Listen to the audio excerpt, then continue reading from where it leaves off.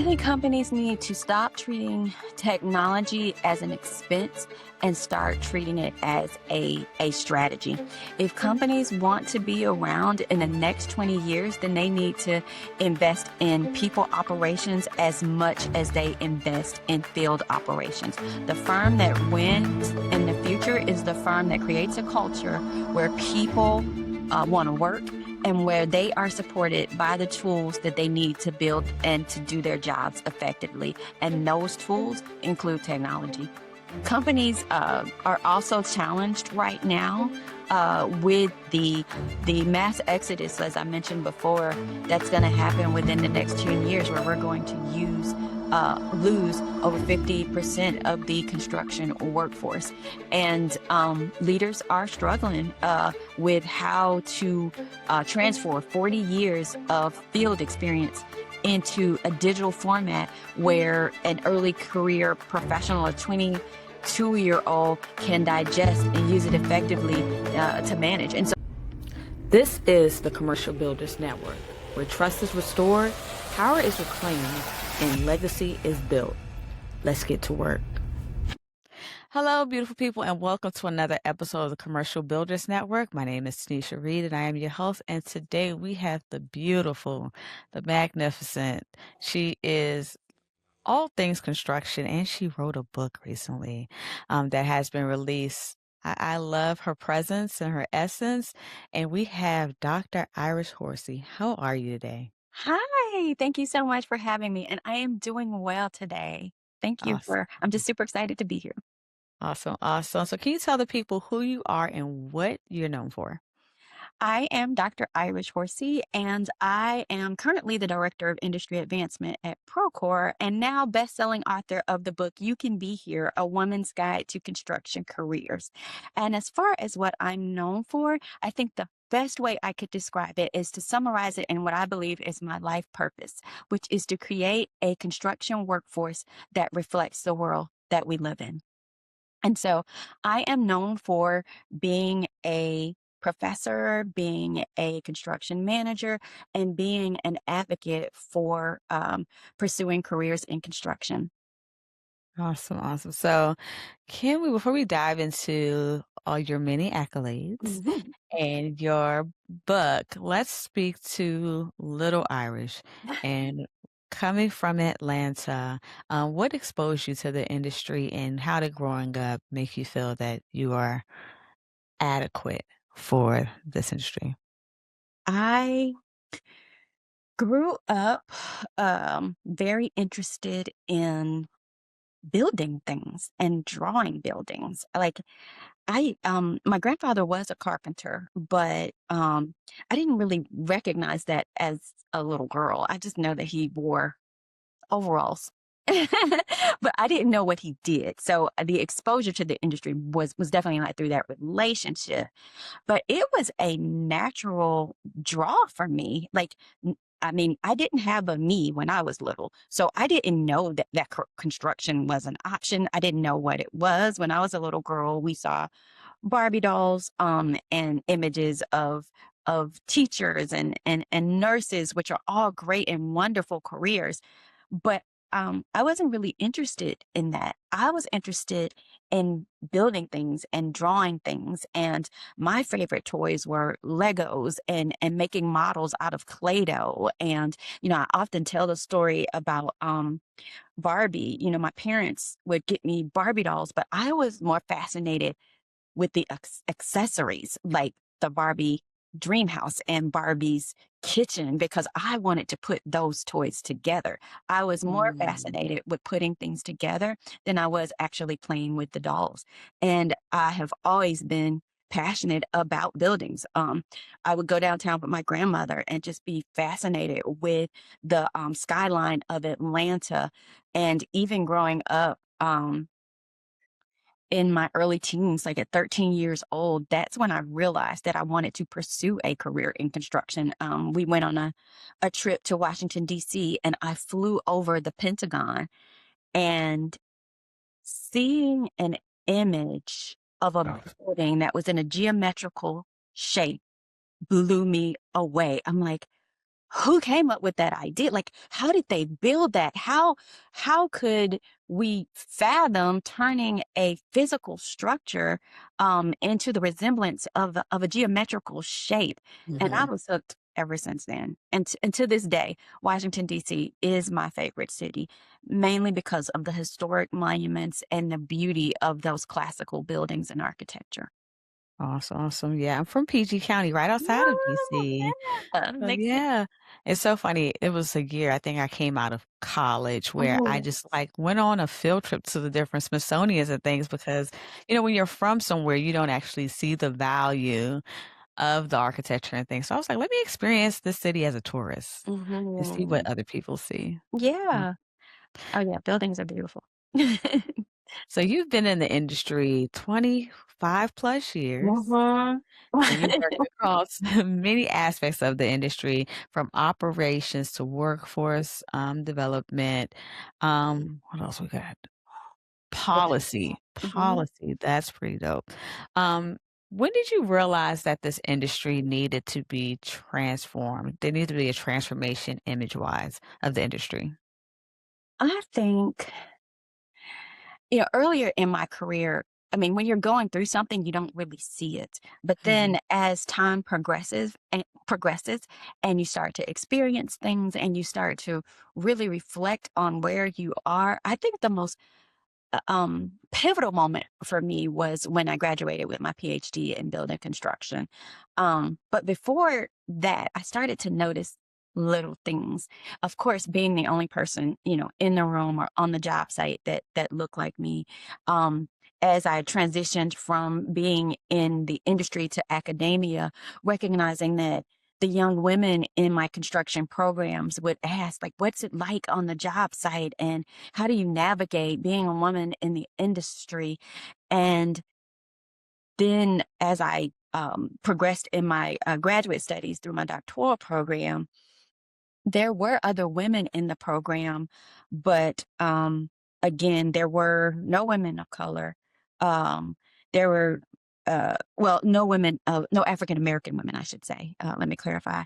And, I think in my class, there were also no, African American men as well. And so when I graduated, I will never forget this moment. I was, at our commencement, exercises, and I looked on the row where my program was sitting. First of all, a PhD in building construction is a very highly specialized degree. However, I was the only one in my row. And then I looked around at other programs and where other people were sitting, and I recognized that still not a lot of people who look like me. And when I crossed the stage at my commencement exercises, um, the dean who hooded me whispered something in my ear, and he said, "Remember this moment." Um, and at the time, I'm getting chills thinking about it. Because at the time I didn't know what that meant. But now looking back, I do, because that moment was a call for me to help the next.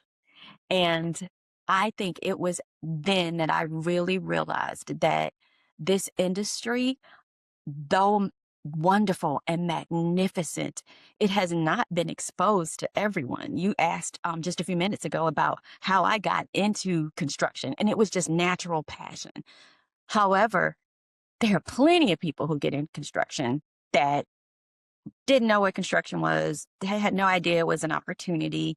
But they are also starting to see representation. They're starting to see people who look like them in the industry, and maybe recognize that this is a place for them. So for me, it was definitely when I graduated and recognizing, um, wait a minute, you have been the only in a lot of spaces. It's time we change that. Awesome. So we're not going to breeze past the fact that not only did you receive your PhD in building construction, you made history as the first African American woman to do that at Georgia Tech. Yeah. We need to give you your flowers for Oh, that. So I thank thank you. you. Appreciate that. Thank you. What did that moment mean to you professionally and personally?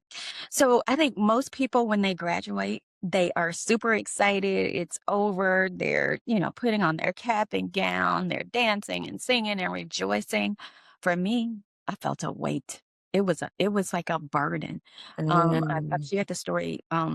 My husband, when my regalia came to the house, he brought the box in, and I was excited. I'm going to try my cap and gown on, and I um opened the box. I was in my bedroom and I put my robe on. I put on my hat, burst into tears. I mean, oh, just tears just overflowing.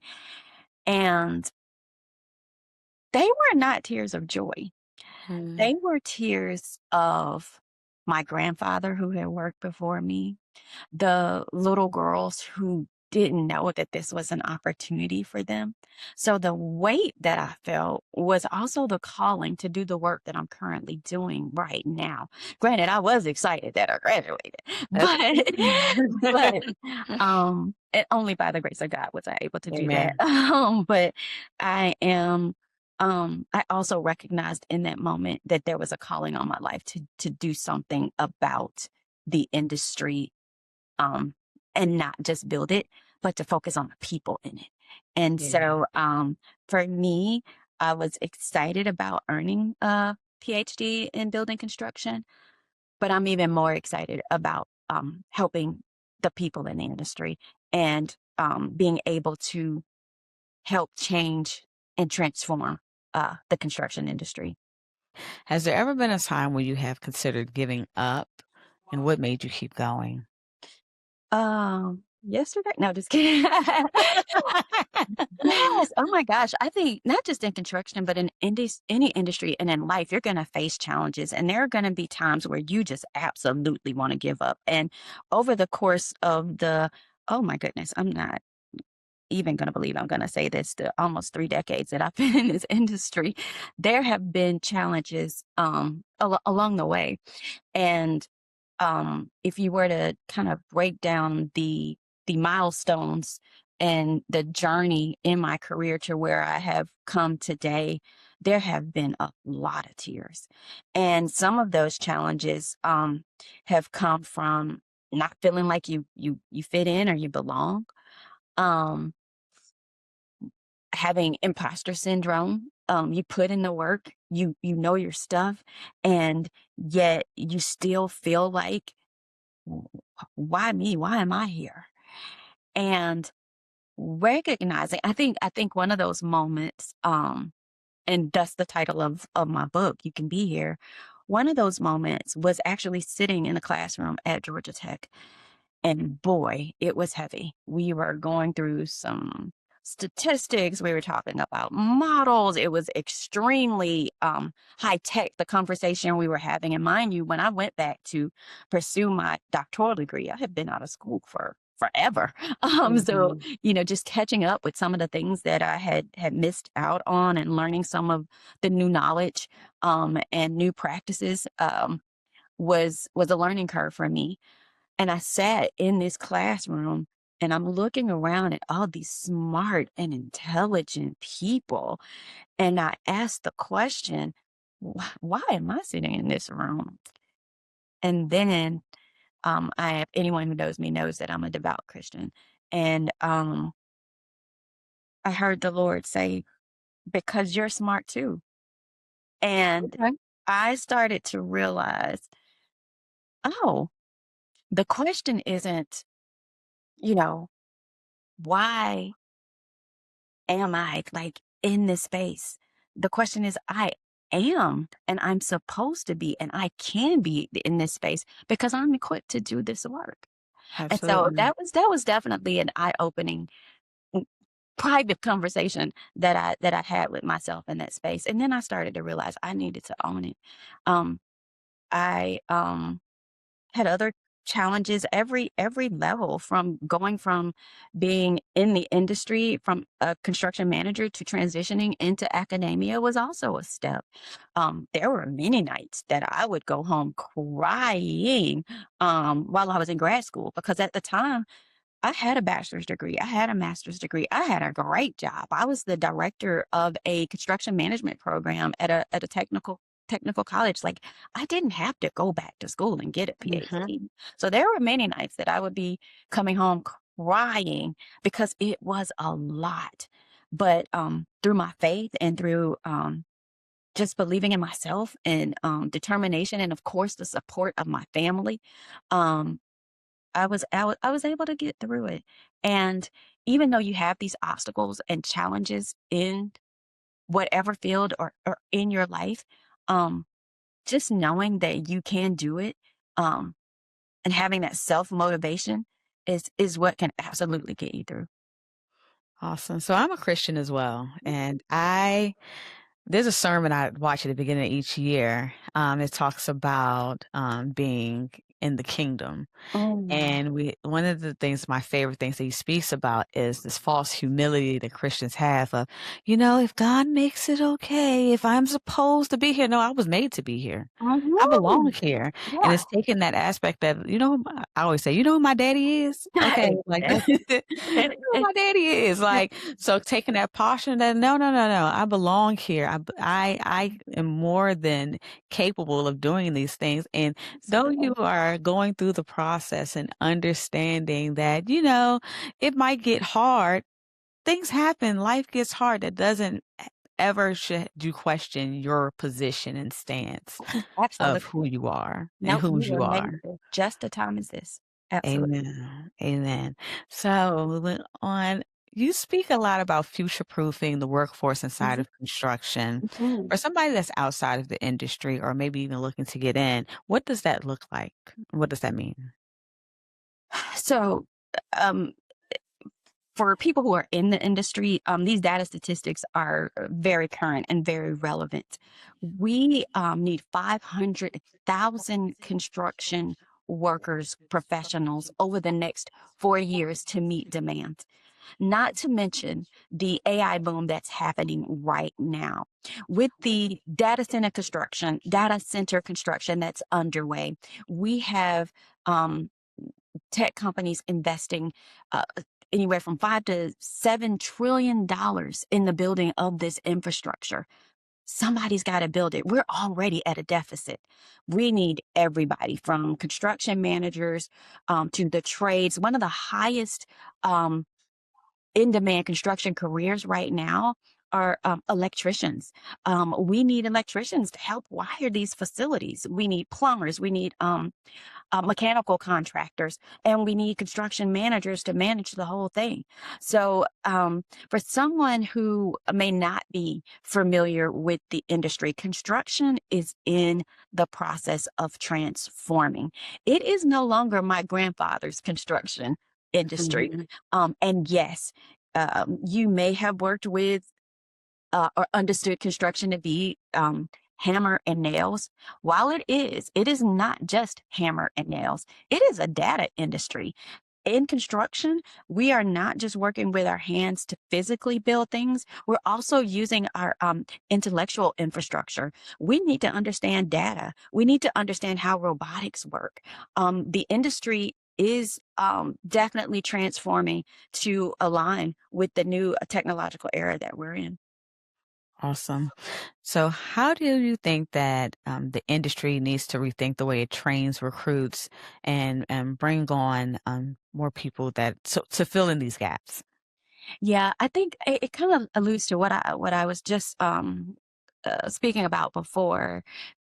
The biggest Some of the biggest myths I think that are in construction is that it's like a fallback career, or somebody a career for someone who didn't go to college.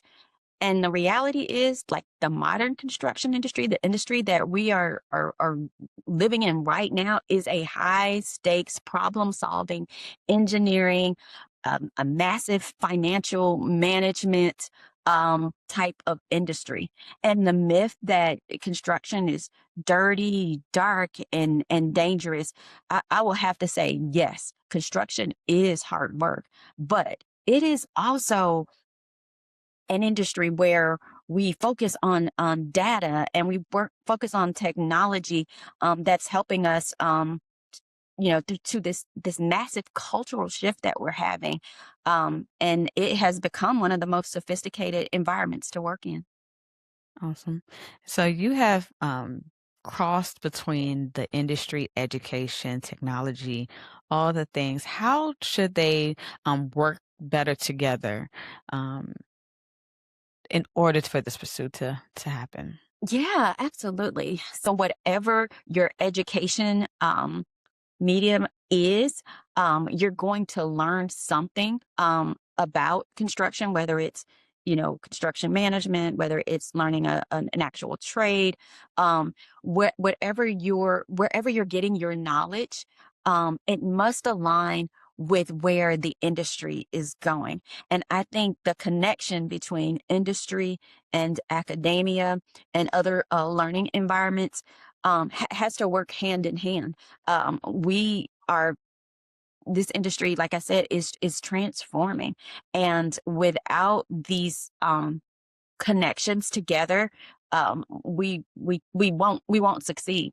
And these relationships happen that may be unbeknownst to people who aren't in the industry, but organizations like the National Association of Women in Construction, or the Associated General Contractors of America, or ABC, the Associated Builders and Contractors. These organizations exist to help move the construction industry forward. They are organizations where people are either owners of construction companies, or they are individuals that work in the industry, and the list goes on. The National Association of Black Women in Construction.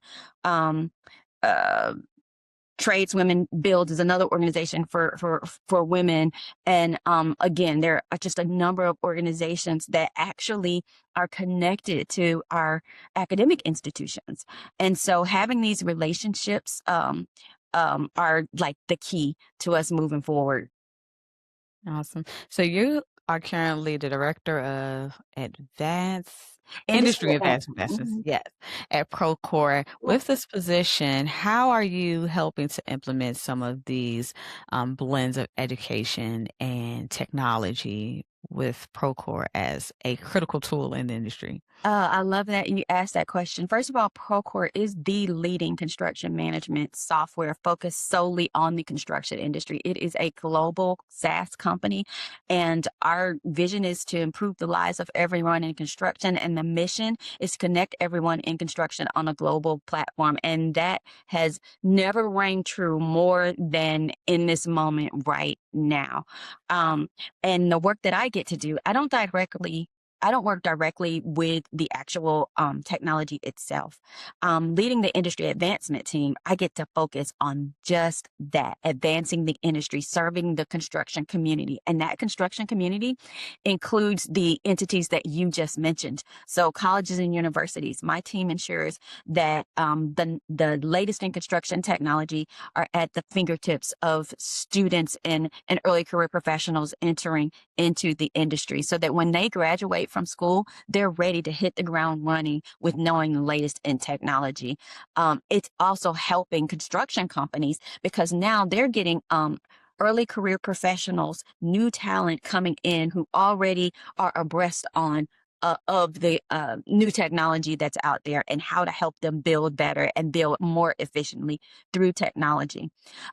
We also partner with K-12 organizations through our Future Construction Workforce program.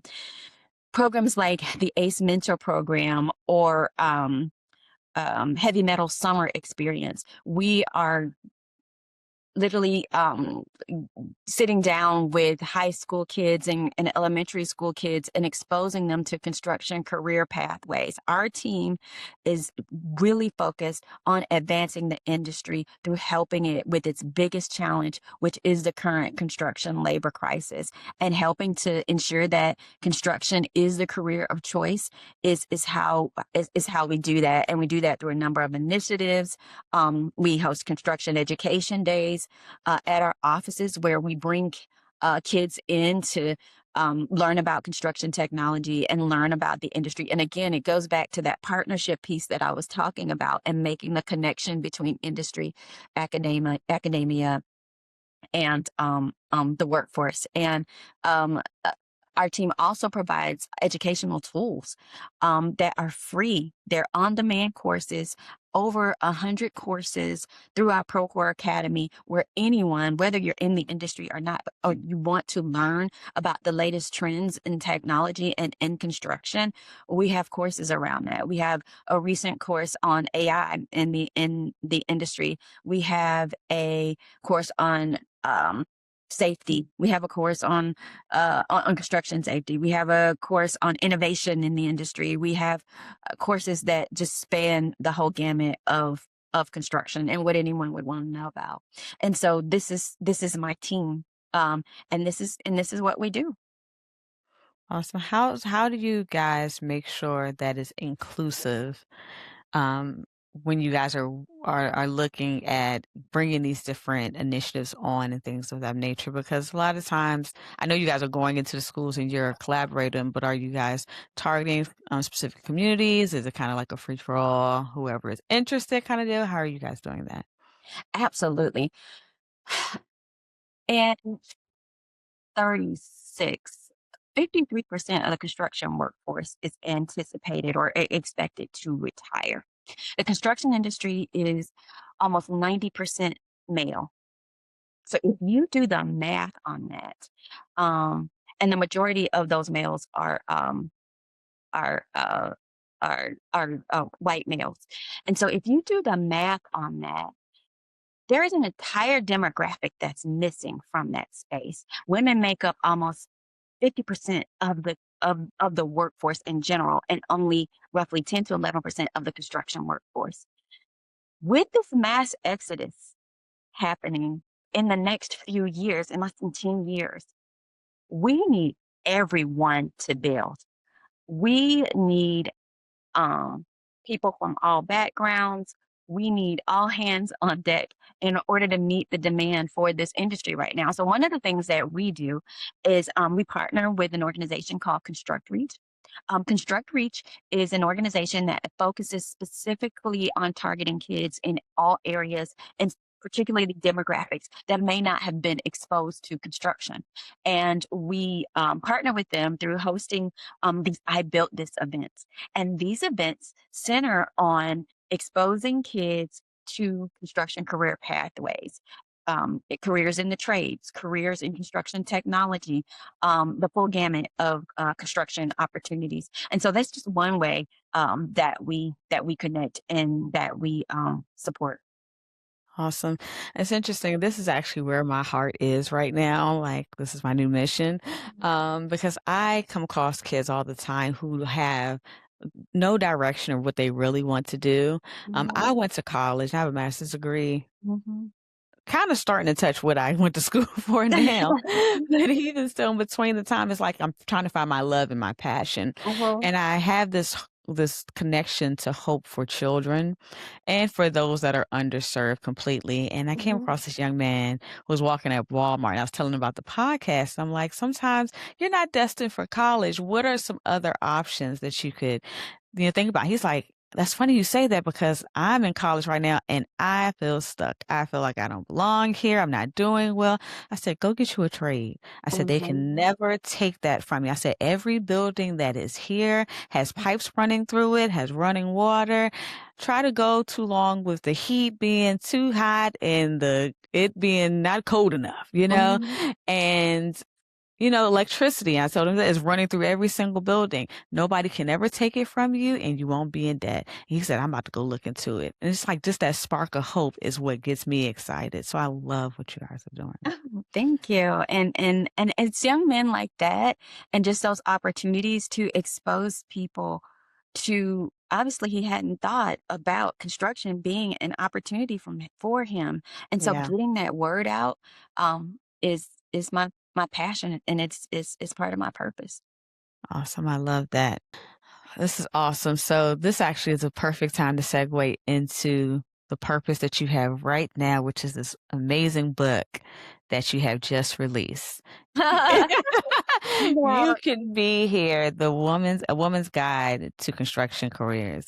And absolutely. I know that you said that, especially with the percentage of women who are not industry, but the need for women in the industry.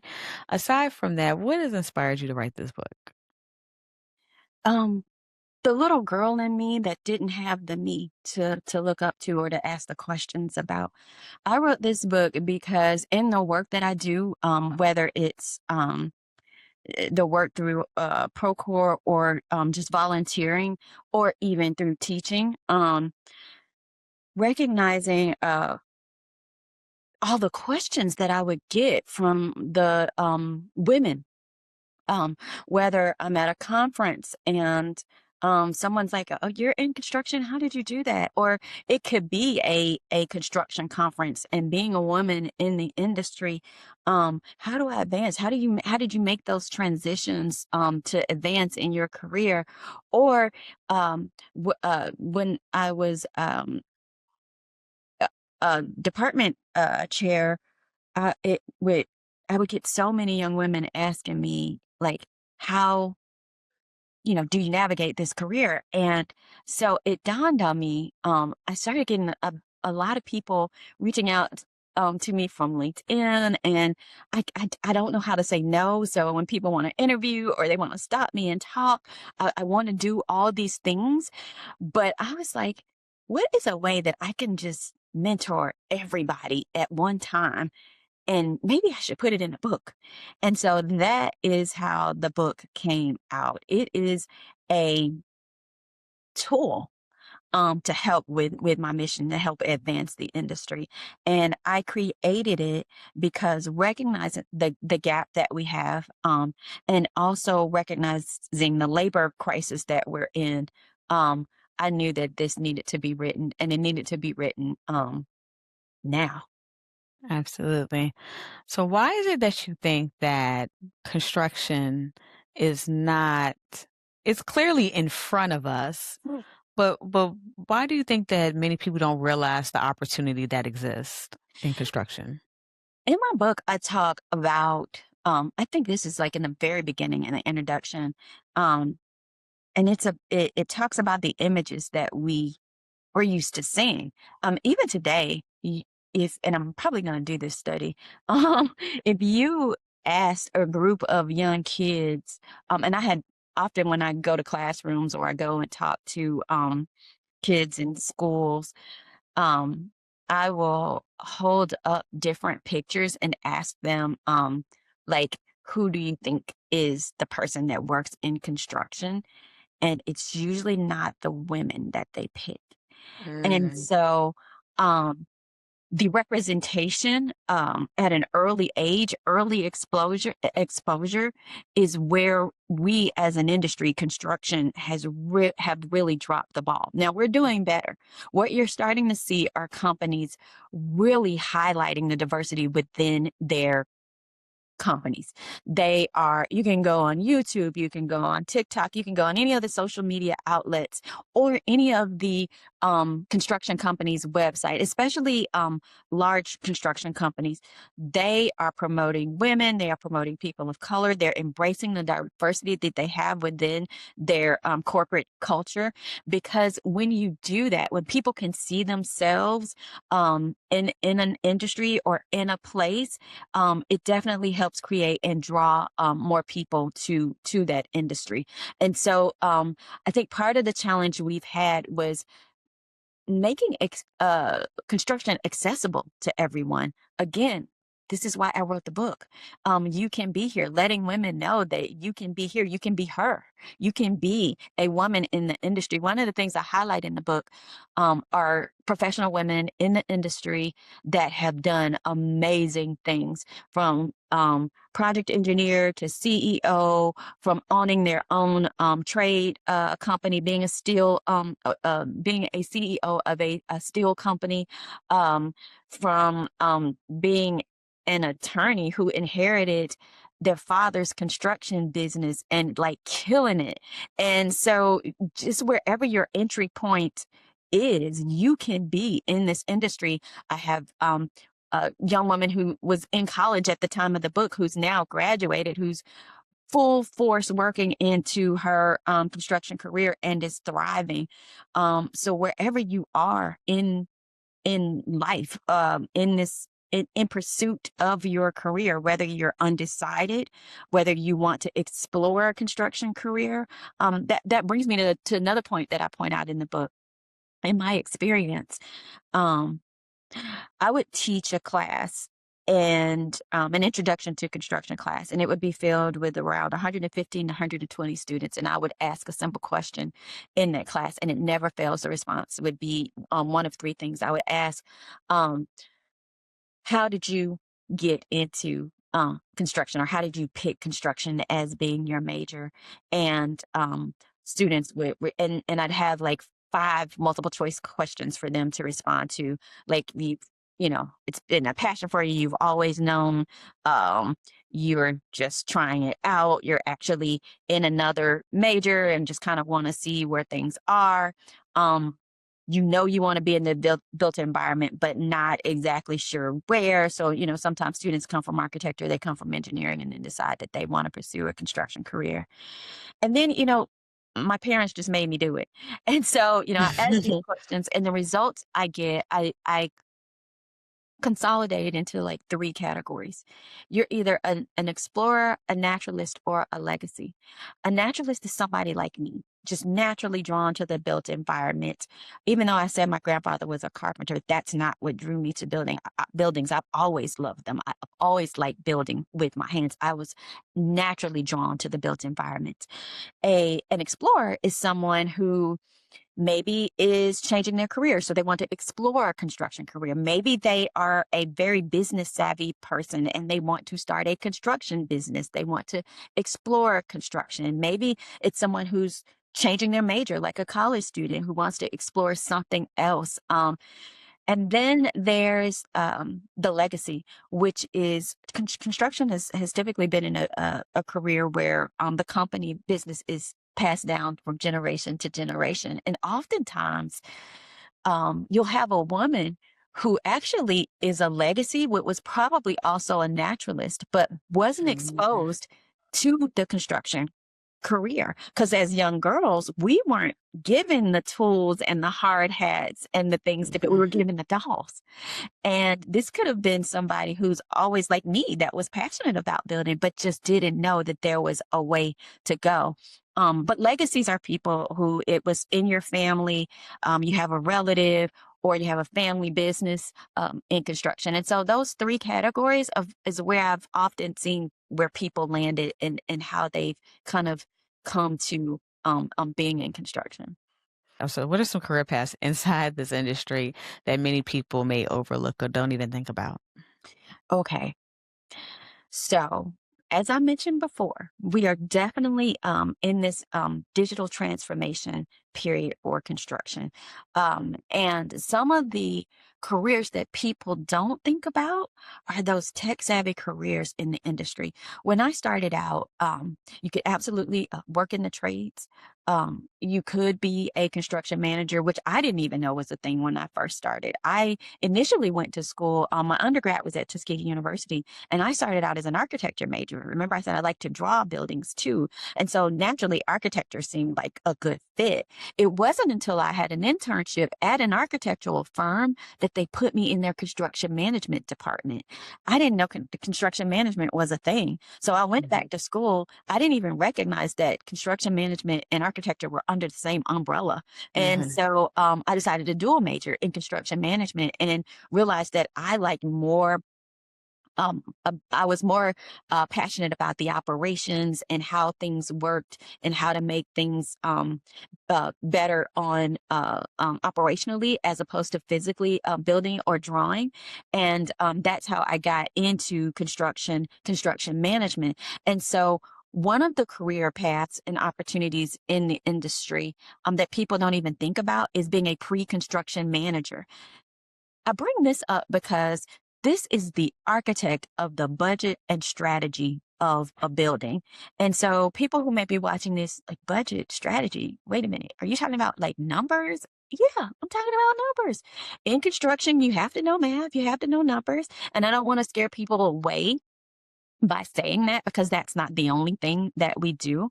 But if you are, for example, people may not know about a project accountant position. This is the person who actually manages the accounting on a construction project.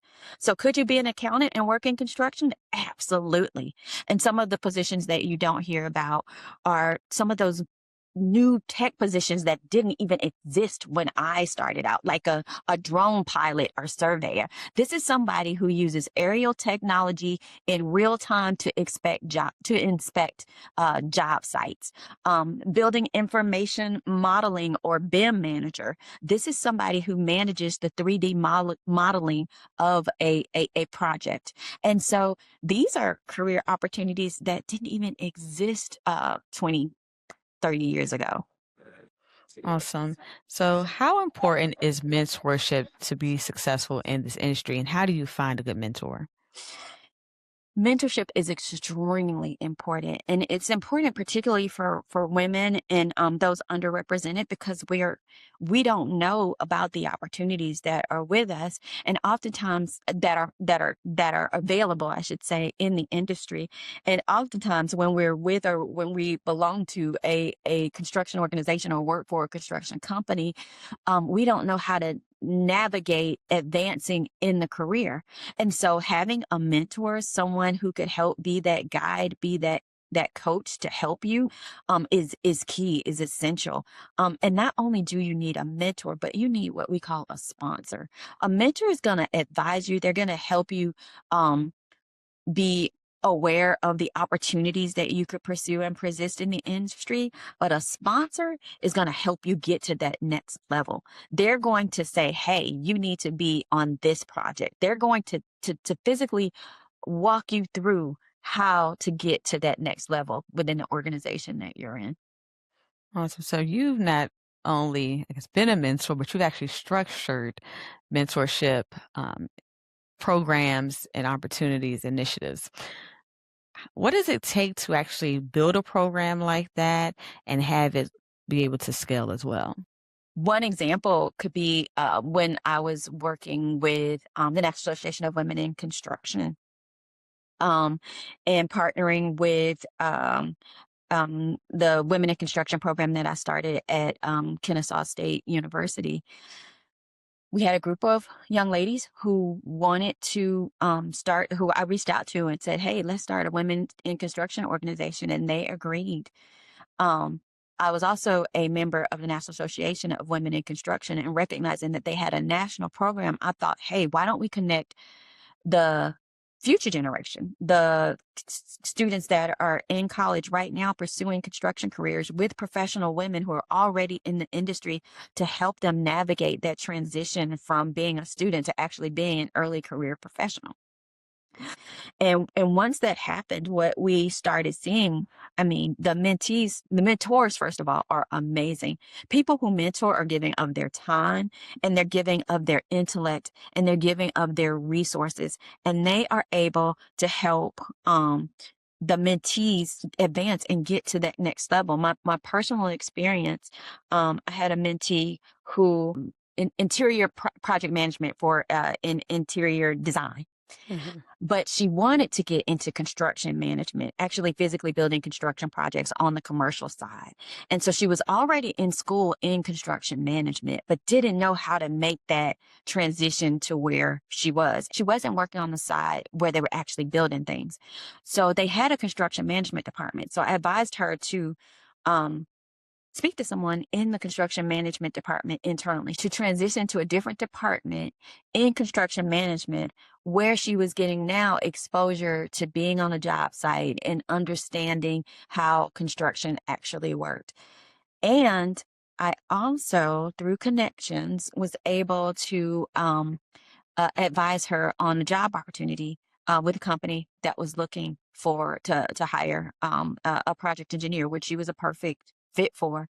And so not only was she getting experience where she was finishing school, and she landed her dream position, which is waiting for her when she graduates in May. Having that mentor-mentee relationship is extremely important. It helps you get to that next level. And because you don't have that representation yet in the industry, it's almost vital to your advancement and progressing. Awesome. That is so awesome. The Yeah. fruit from your labor. That's Mm, awesome. yeah. So I know that you also, this is a woman of many, many talents. You also advise executives and institutions on their workforce strategies. With this, what is one of the biggest challenges that many of them are commonly having in this? Right now, the biggest challenge industry is having is labor. Like I mentioned, it's the labor Mhm. crisis. And we have um, done a better job of recruiting women, but we're also seeing women are leaving the industry as well. And so companies are not only having challenges with recruiting and getting people, they're also having challenges keeping people and retaining them. And so, companies that are providing the resources that people need in the industry, like the technology to build better, to do their jobs more efficiently, they are definitely companies that are receiving the top talent. They are getting the people in the door, and the people are staying because they also are providing opportunities where people feel like they can be here, they can belong within that company. For example, a lot of companies have employee resource groups, and these employee resource groups are groups for people who um, maybe there's not a lot of representation. So there may be companies that have like women in construction programs or programs for all different types of ethnicities or even religions for that matter. And companies embrace these organizations within the company because they realize that it makes their people feel valued. And it's not a exclusivity thing. I mentioned that some companies may have like a women in construction ERG or employee resource groups. Everyone is invited. Everyone is open to these organizations. It's not exclusive to that group. And the reason it is important that everyone is invited is because no one person builds in a construction industry. You can't build for a diverse world if all the people in it look the same. Mhm. Representation is about fairness and it's about innovation. And to innovate, you need everybody. Absolutely. So what is the reason behind the big shift of people wanting to leave the industry? What is that about? So one of the challenges also, and one of the hardest parts of being in construction industry that is often not talked about is mental health. Um, and construction is very demanding, and there are also parts of it that are extremely difficult to navigate if you have never been in the type of environment that you're exposed to in construction. And so, dealing with mental health is definitely something that the industry is starting to transition to and recognize. And a lot of people also have maybe feel that they're not safe in construction. And before that was a challenge. Before we didn't have the regulations that we have today that help keep you safe, nor the technology that is making working in construction much safer. And so people are starting to leave because they may not feel safe mentally. So if construction companies want to stay competitive in the next 10 to 20 years, what are some changes that they need to start making, to start thinking about? I think companies need to stop treating technology as an expense and start treating it as a strategy. If companies want to be around in the next 20 years, then they need to invest in people operations as much as they invest in field operations. The firm that wins in the future is the firm that creates a culture where people want to work and where they are supported by the tools that they need to build and to do their jobs effectively. And those tools include technology. Companies are also challenged right now with the industry gap that we're facing, the mass exodus, as I mentioned before, that's going to happen within the next 10 years, where we're going to lose over 50% of the construction workforce. And leaders are struggling with how to transfer 40 years of field experience into a digital format where an early career professional, a 22-year-old, can digest and use it effectively to manage. And so companies that are investing in their people and in technology are definitely aware of how technology needs to be treated as a strategy if they want to be able to succeed in the coming years with this mass exodus around the corner. So, for someone that's looking at this interview that may have some kind of curiosity and want to learn more about construction, where should they start? They can actually start with my book. And I say that because in it, I outline construction career opportunities and the salaries. I outline the resources that you need to pursue construction careers. I list the organizations that you would want to connect or be affiliated with. I also list out the educational resources, whether it's training programs, four-year colleges or institutions, or two-year colleges or institutions, and even a career mapping tool to help you outline kind of how to navigate your construction career. So definitely starting with the book is one resource. In addition to that, you can uh, look at opportunities with some of the organizations that I mentioned. For example, the AGC, which is the Associated General Contractors of America. It's a great start because it has over 70,000 members. It's the largest professional construction organization in the country, and the resources that they have available let you know about career opportunities as well as training opportunities. And so it's a good place to get started. So researching or looking into construction organizations to help you understand a little bit more about the industry and the resources that are available is another way to start. And then looking into apprenticeship programs. If you're someone who knows that you want to go into maybe in the construction trade but don't know how to do it, Google an apprenticeship program. Google electrical apprenticeship, and a million things will come up, and you'll learn about how to do that. So definitely looking into apprenticeship and trade associations is another way to get started as well. Awesome. In 20 years, someone is going to speak of Dr. Irish Horsey. What do you want them to think about first when they think about you? That she was here to help, and that um, the industry. I'm in construction now because of her. I love that.